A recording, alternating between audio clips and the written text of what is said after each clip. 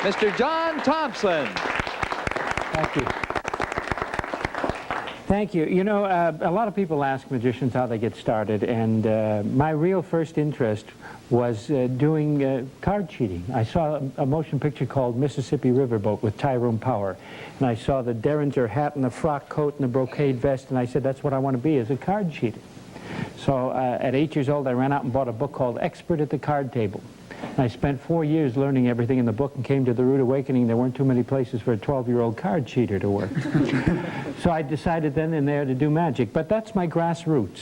And every time you take a deck of cards out, generally, there's someone in the audience. If it's a lady, she'll say, would you read my fortune? The men all want to know how to win at cards. What I'm going to do for you will encompass every facet of gambling from the card cheater standpoint that you can ever see. Now, I'm not going to explain how it's done, but you will see how you can get cheated at a game. To make it interesting, a dear friend of mine many years ago wrote and dedicated a ballad to me, and I'm going to perform the ballad and perform the card tricks at the same time. Not actually card tricks, cheating at cards. Now, so that I gauged him keen, trying to glean the merit of his skill, weighing the risk, rippling brisk, setting him for the kill, with gloved hand limp. He cut to my crimp. This stranger I overrated. The game was draw without a flaw. I dealt the cards elated. Beneath my thumb, the rhythmic hum was sounding his defeat. To myself, a deuce, which would reproduce and make my hand complete.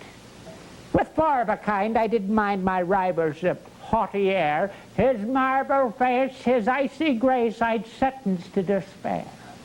The moment arrived, I feigningly sighed and called in winning style. Then leaning to me in eerie glee, he put his hand upon the pile. In a frozen hush, a royal flush was spread for all to see. That mysterious kid, by holdout hid, made this derelict of me. Now the old man's face showed no trace of the insolence just spoken, but with an urge he couldn't purge, he revealed a shiny token. All right, sonny, I have no money to pit against your coffer, but this diamond pure can well procure that greatest deal you offer. 'Tis the very ring the Cattle King lost to the game that night. A precious rock I'd never hack, no matter what the flight. Yet I'll match this stone if you be prone against what's on the table. And in the ride let luck decide just who's better able. Smitten by the jewel, now pawned for duel, glistening on the table's green, the slicker cut deep in the squared-off heap. And with a flourish, he turned a queen. Now, O bard, match that card, and you'll beat the best in town. Then nonchalantly he gallantly tossed the queen face down. The old man nodded, by the lingo prodded, stating, I'll do even more. I'll find you three in a cutting spree and make the total 4. In rapid succession, by luck or deception, he cut the deck in thirds. And on every pile, in regal style, lay the promise of his words. On the right, a stunning sight, the portrait of a queen.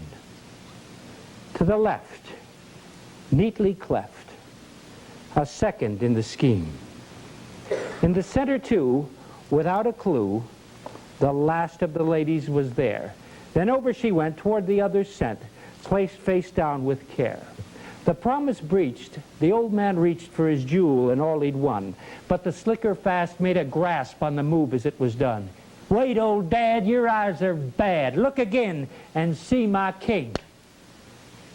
With a whole card switch, he made his pitch for the clutched and wagered ring. The old man's smile held deadly guile. His silence told the story. The slicker enraged, his mark misgauged, had lost to captured quarry. He overturned the cards concerned and glared at what he feared. By ledger domain, now kings held reign. The queens had disappeared. The old man rose in stately pose, and turning a jaunty heel, he bid farewell to the one who fell to the world's greatest deal. Thank you. Thank you. Thank you. Thank you.